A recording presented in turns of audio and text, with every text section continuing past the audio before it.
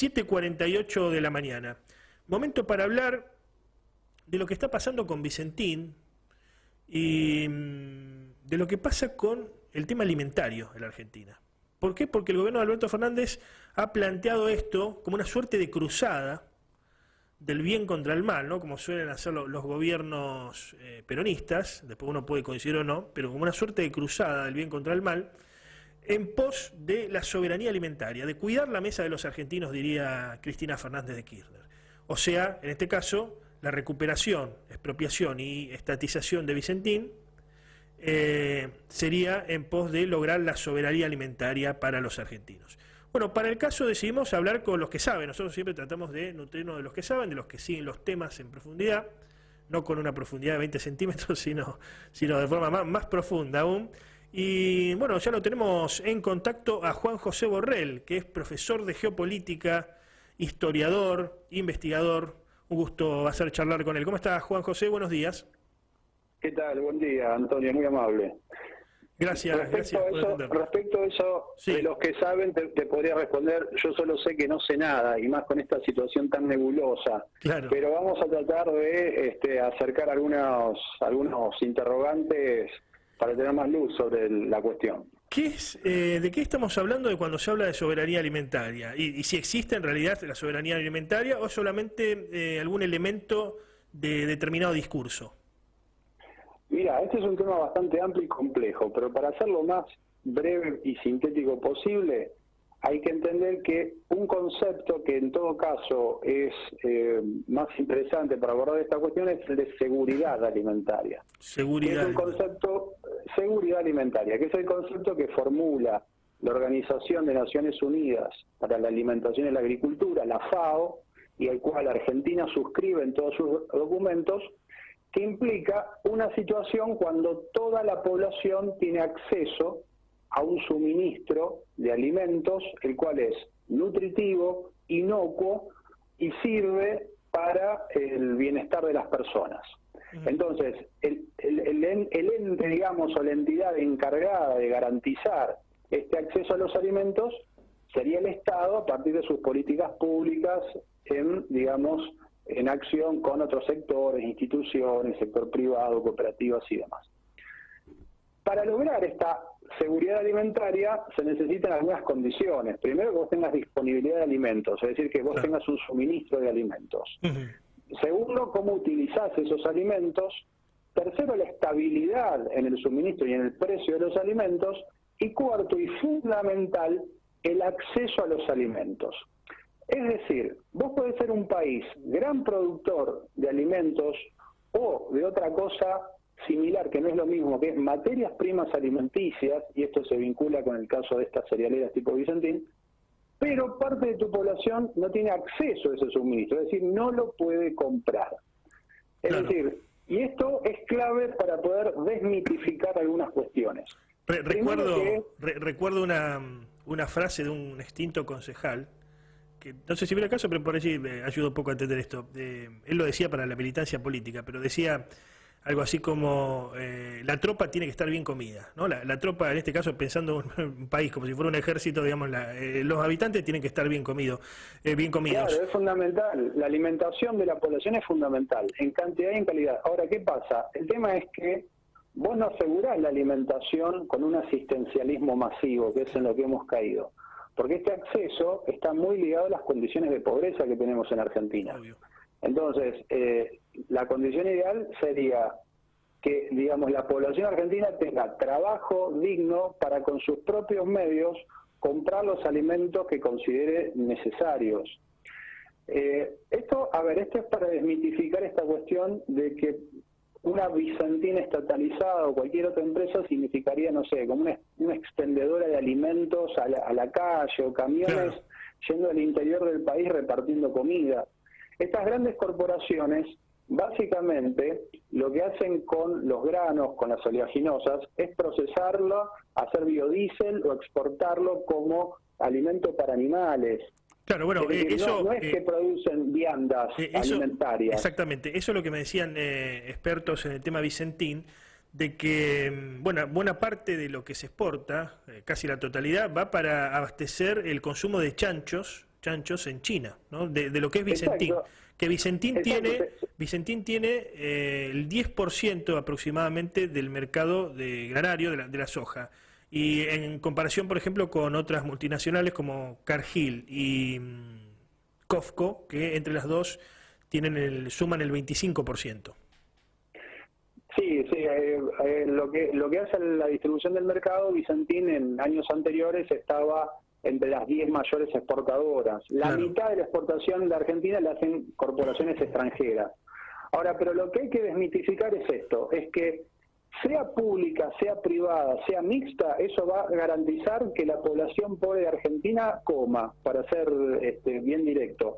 Y no es así, porque digamos, lo que depende de la alimentación tiene que ver más con las condiciones a nivel local y las condiciones económicas de la población, ¿sí? Claro. Entonces, pensar que una mega procesadora y exportadora de grano crudo, de aceites o de biodiesel va a estar destinada a ser como un gran centro asistencial, como un gran comedero, es, digamos, una especie de fantasía, porque no sería esa la función. En todo caso, podría servir a otra función mucho más útil en lo que es la exportación de todos esos productos y derivados. Eso por un lado. Uh-huh.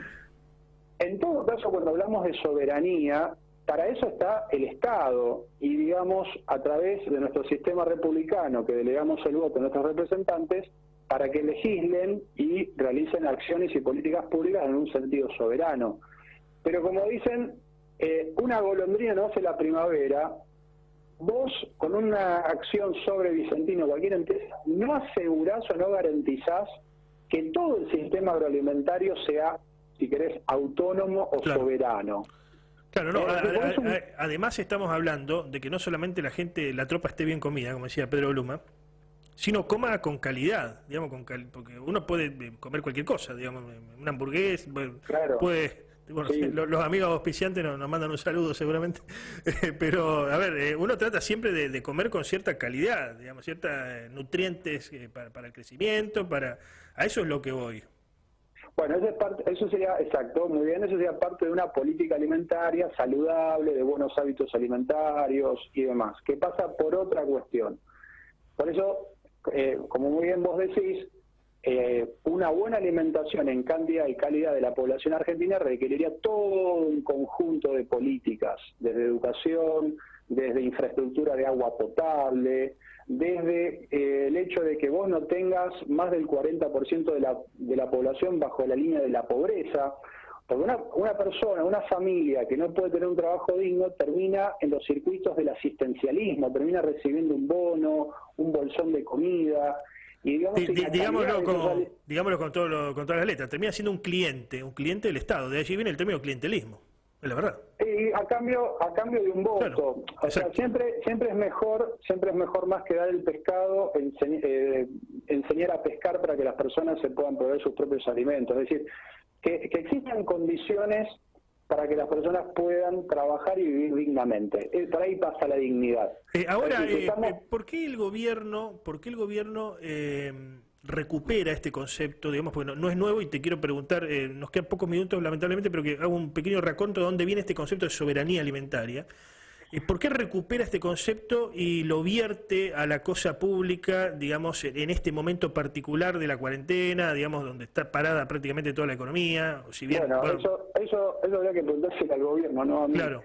En realidad el concepto de soberanía alimentaria es un concepto de la década del 90, de agrupaciones sociales, indigenistas, que tiene una concepción de que la soberanía, así muy según la teoría rusoniana, la puede asegurar un grupo de autoconvocados contra un Estado concebido como una especie de estructura que te explota y te expolia.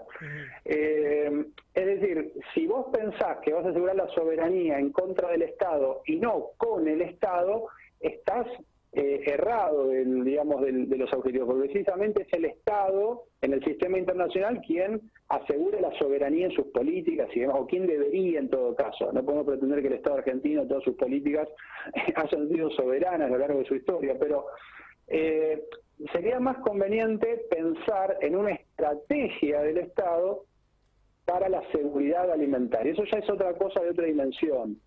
Lo que pasa es que quizás para lograr cierto favor más en sectores de las organizaciones sociales, de movimientos piqueteros y demás, este término muy politizado, muy ideologizado, prende más.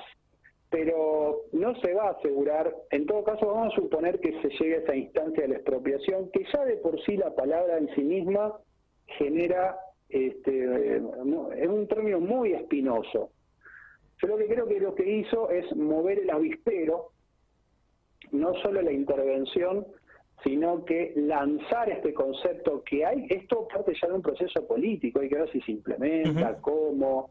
En estos días surgieron propuestas del bloque provincial socialista, del sector oficialista del gobernador, es decir, están surgiendo toda una serie de propuestas a nivel nacional, otra propuesta por parte de la Baña, que no acompañaría la decisión del gobierno oficial, es decir, ya entró en un proceso, en un minué político que hay que ver qué sale de todo esto.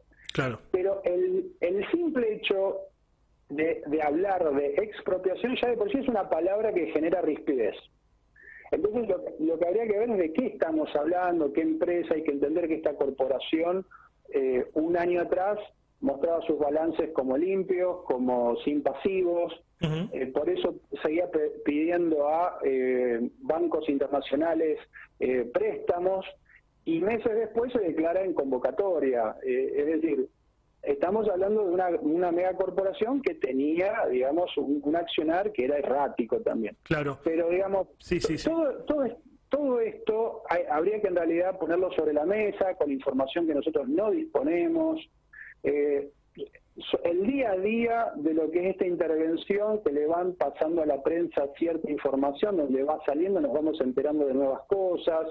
Es decir, es un proceso en marcha, es un proceso dinámico, y creo que lo más conveniente, Antonio, es ser cautelosos, ser prudentes, y no correr para un lado ni para el otro de las posturas, que lo único que hacen es colaborar a dividirnos como sociedad. Hay que ser cautelosos tanto para un lado como para el otro. Ese creo que es mi idea, ¿no?